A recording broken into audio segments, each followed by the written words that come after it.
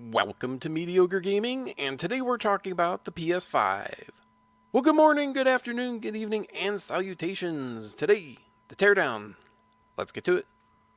So Sony went through and did a teardown of the PS5, which is unusual because that's something that would void the warranty. Now, the PS5 is bigger than the PS4. It is running at 104 millimeters by 390 millimeters by 260 millimeters, whereas the PS4 runs 39 millimeters by 288 millimeters by 265 millimeters.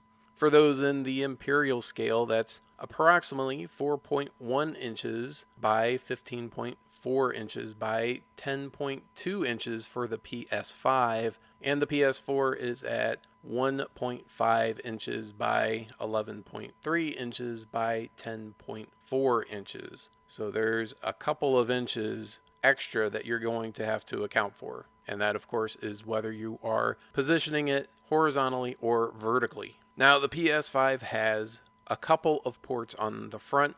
They're both USB. There's a Type A and then a Type C, and they're both high speed. The Type A is high speed, the other one is a super speed 10 gigabit. There's two Type A's on the back that are super speed 10 gigabit, a LAN port, HDMI, and power connector, of course. The air vents are on both sides of the front, and then, of course, the exhaust is on the back. Now, the base can be put either on the side or the bottom, depending on whether you're going to have it vertically or horizontally.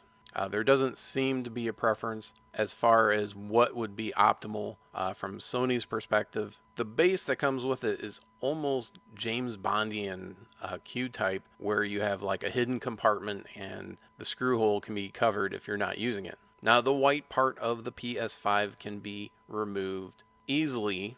Probably not the first time that you do it, but subsequent times it should be a little bit easier to take off, and it just slides off with a little bit of pressure. You can see the giant fan on this thing as soon as you take that off, and there are two dust ports that you can use a vacuum either on a monthly basis or however often you need to based on how dusty your environment is. One thing to note at the end of this video, they say the dust catcher does not guarantee the hardware clogging from dust. So even though you have a port for the dust to catch, more than likely you're going to have dust that will accumulate both on the fan and on the heatsink. So having those dust catchers will be a boon for most people most of the time, but at some point you're still going to have to tear down the PS5 to get to all the hard to reach places and get rid of the dust from those areas. Now, for future expansion,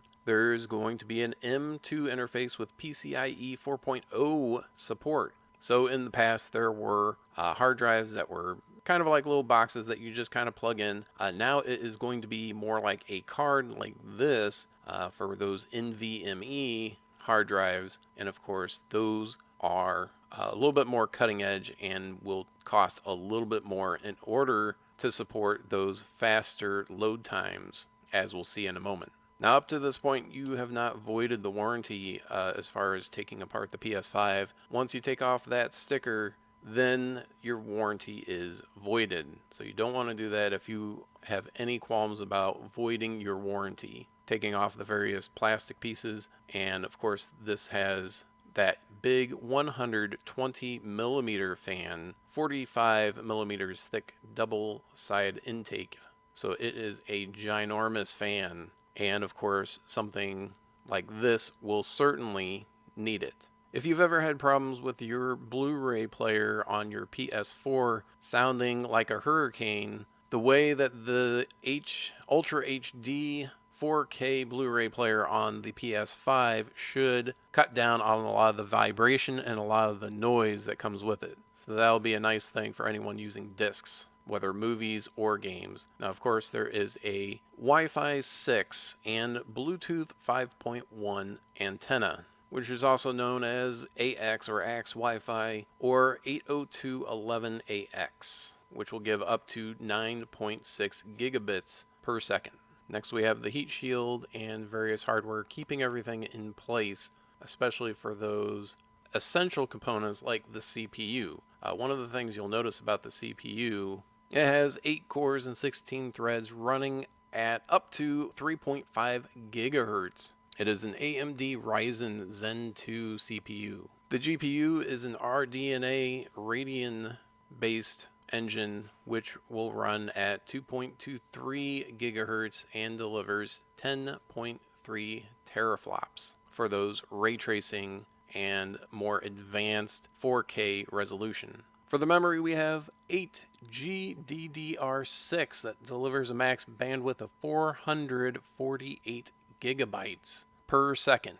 And the reason you haven't seen a hard drive at all is because it has an onboard SSD of 825 gigabytes.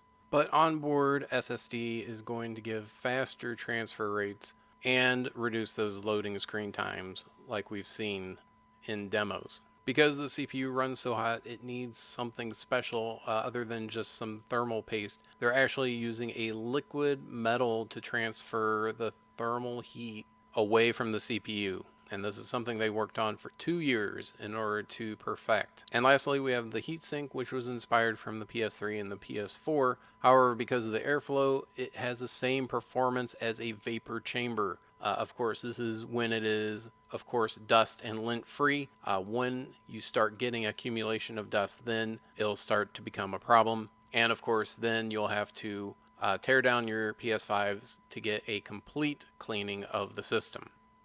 But that's it. I hope you enjoyed this video. Be sure to check us out on social media, and thank you for liking, commenting, and subscribing. And we'll see you next time.